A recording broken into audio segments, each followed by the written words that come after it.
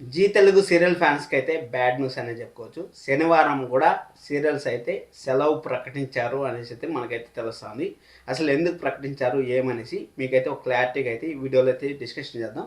ఎవరన్నా మన channel first time watch చేస్తా అంటే ఖచ్చితంగా సబ్స్క్రైబ్ చేసుకోండి. అలాగే లైక్ చేయడం అస్సలు మర్చిపోదండి.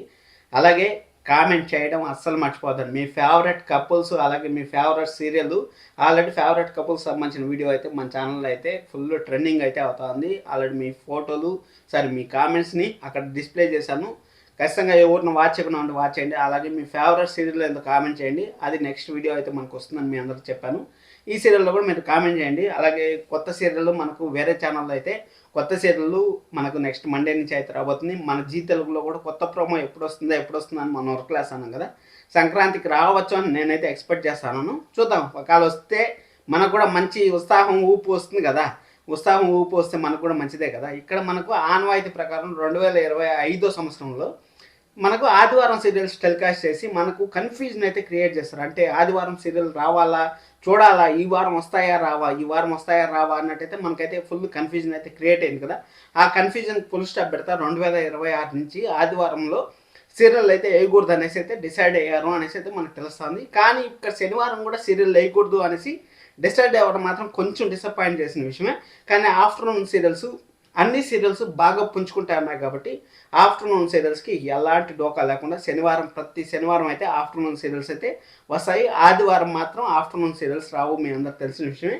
ఇక్కడ మనం చూసుకున్నట్టయితే ప్రైమ్ టైంలో మనకి 6 గంటల నుంచి 9 గంటల వరకు అయితే సోమవారం నుంచి శుక్రవారం వరకు అయితే వస్తున్నాయి. అలాగే 9 గంటలలో జగదాత్రి, ఆటో విజయశాంతి, అలాగే లక్ష్మీరావే మా ఇంటికి సీరియల్ కూడా మంచిగా అయితే మూవ్ అవుతుంది కాబట్టి ఆ సీరియల్ కూడా మనకు 2 రోజులు అయితే 2 రోజులు టెలికాస్ట్ కావట్లేదు కదా.